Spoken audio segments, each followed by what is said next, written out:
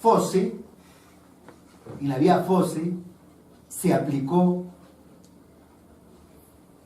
un amparo. La vía Fosse era con peajes. La vía Fosse era $1.50. En ese momento uno de los peajes más caros de Lima, porque tenía, creo, 1 kilómetro, y las personas consideraban que era un peaje oneroso que impedía la libertad de tránsito. Se planteó un amparo.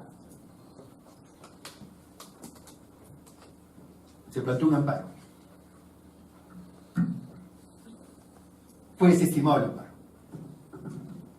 Desde mi punto de vista, ahí debió plantearse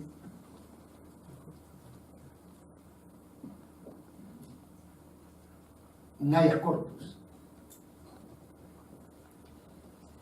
Hoy día hay muchas de estas controversias. Por ejemplo, hace algunos años, municipalidades de Lima, para la época de playa, establecieron cobros por estacionamiento en la playa que iban entre 10 soles y 40 soles por estacionamiento. Un distrito puso 40 soles. Entonces, se planteó un habeas corpus. La respuesta de la municipalidad fue, no sé quién fue el abogado que lo asesoró, la respuesta fue: nosotros no impedimos la libertad de la persona. Si él quiere puede entrar caminando a la playa, pero no puede entrar con su vehículo. Su vehículo sí paga.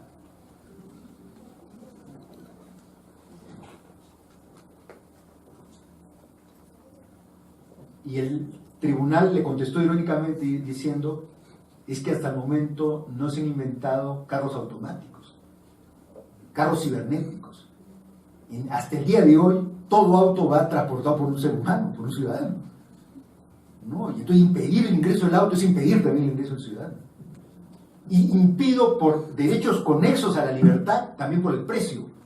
Porque si el promedio, el justiprecio es $1.50, si yo cobro 40, hago imposible que ejercite mi libertad, ¿no? Estás camuflando la limitación al ejercicio de mi libertad.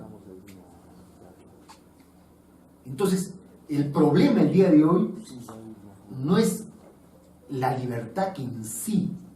Por supuesto que hay casos de maltrato, de torturas, hay diversos casos, por supuesto. Pero el día de hoy, el gran tema es el tema de los derechos conexos a la libertad. Es donde hay que preocuparnos, estudiar muy finamente el tema para garantizar y engrandecer la libertad y no limitarla.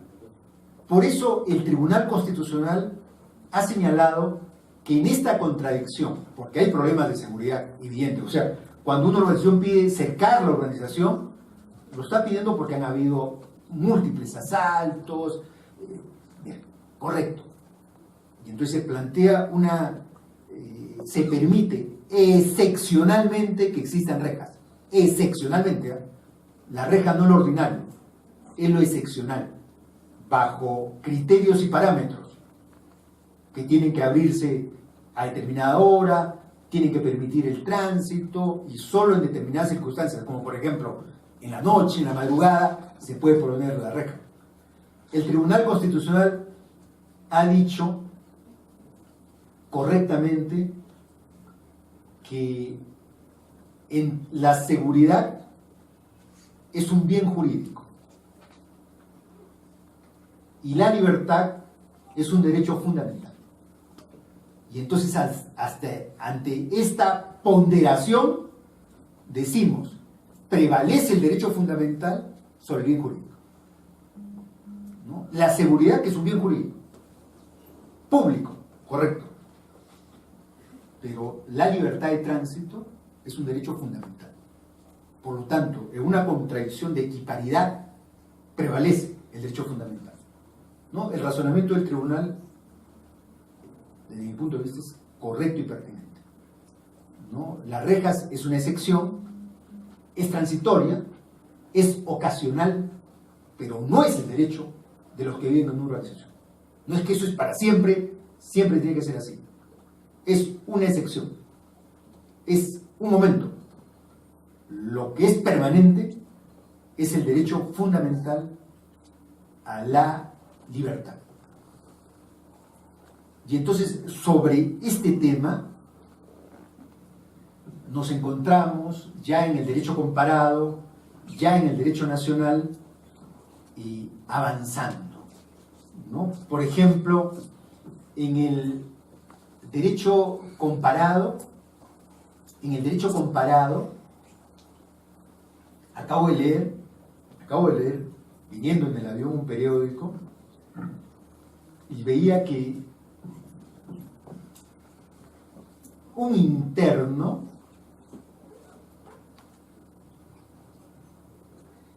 plantea en Italia un habeas corpus para que le den sus vacaciones. Me llamó la atención esto. Entonces dice lo siguiente: a un interno lo han condenado a 10 años de prisión. Ya ha cumplido 5 años de prisión. Y durante estos 5 años, para someterse a los beneficios penitenciarios propios de los sistemas penitenciarios, ha trabajado durante 5 años. Durante 5 años, de manera continua y permanente. Entonces él dice que tiene derecho a las vacaciones. Y por lo tanto, no ha visto mejor mecanismo para llamar la atención que plantear un habeas corpus para que le otorguen sus vacaciones. Y el caso llega al Tribunal Constitucional Italiano, que es un tribunal muy avanzado. Y el tribunal italiano razona en los siguientes términos. A ver, esta persona está privada de su libertad, pero solo está privada de su libertad motor. No puede salir del establecimiento penal. Pero todos sus demás derechos fundamentales están incólumes. Su derecho a la dignidad, su derecho a la libertad de comunicación, a la libertad religiosa, están incólumes. Y esto lo digo por el caso Polay, que con eso voy a finalizar. Pero además, sus derechos sociales también son vigentes. Y por lo tanto, sus derechos al trabajo no tienen ninguna limitación. Miren el razonamiento, ¿eh? Su derecho al trabajo no tiene ninguna limitación. Por tanto, esta persona tiene derecho de sindicalización. Esta persona tiene derecho a compensación por tiempo de servicio. Esta persona tiene derecho a su AFP, tiene derecho a su jubilación. O sea, no, si trabaja afuera, tiene esos derechos. Si trabaja adentro y hace la misma labor, ¿por qué tendríamos que menoscabarle sus derechos laborales? Por lo tanto, esta persona tiene derecho a las vacaciones y que se le reconozcan los derechos a las vacaciones y que se le pague como se le paga al de afuera. Por lo tanto, reencauzamos esto y lo convertimos en amparo. Otórguese su derecho a las vacaciones y múltese al establecimiento penal por no haberle reconocido todos sus derechos laborales. Todos sus derechos laborales. ¿no? Pierdes la libertad motora, único derecho que pierdes, pero no pierdes los demás derechos. Y eso lo traigo al Perú. Eso lo traigo al Perú. La sentencia italiana señala y dice que cuando la sentencia establece que pierdes tu libertad motora, tiene que especificar si pierdes otros derechos. Y lo tiene que decir de manera expresa, no tácita. O sea, la sentencia tiene que decir: señor, usted ha perdido su derecho al trabajo. Señor, usted ha perdido su derecho a comunicación. Señor, usted ha perdido su derecho a la libertad de creencia. Señor, usted ha perdido sus derechos penitenciarios, etcétera, etcétera. Tiene que decirlo. Porque si no lo dice, gozas de esos derechos. Caso Pola y Campos. Y con esto acabo, para ya no cansarlos y aburrirlos. Pola y Campos plantea un habeas corpus porque tiene un régimen penitenciario especial. Solamente una vez por mes puede recibir a un familiar directo.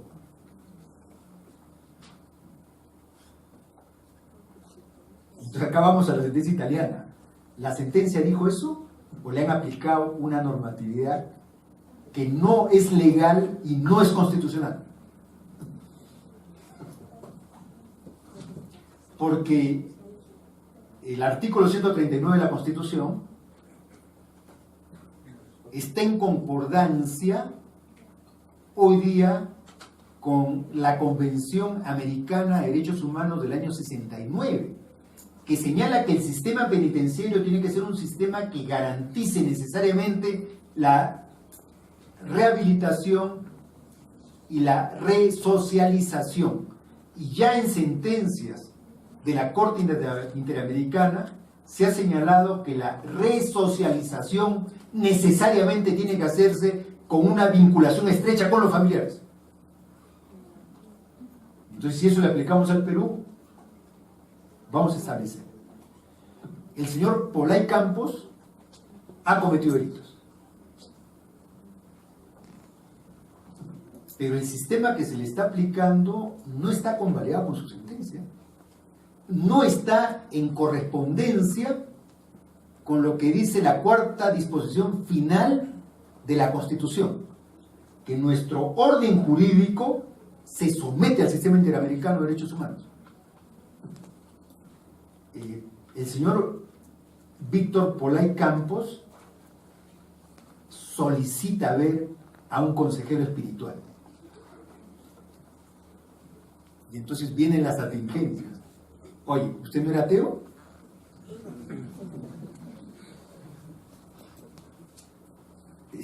Señor, solo está permitido por el reglamento que un familiar sea familiar directo. Usted no goza de esta prerrogativa. Por lo tanto, no se le puede conceder este pedido, esta solicitud. Plantea un habeas corpus.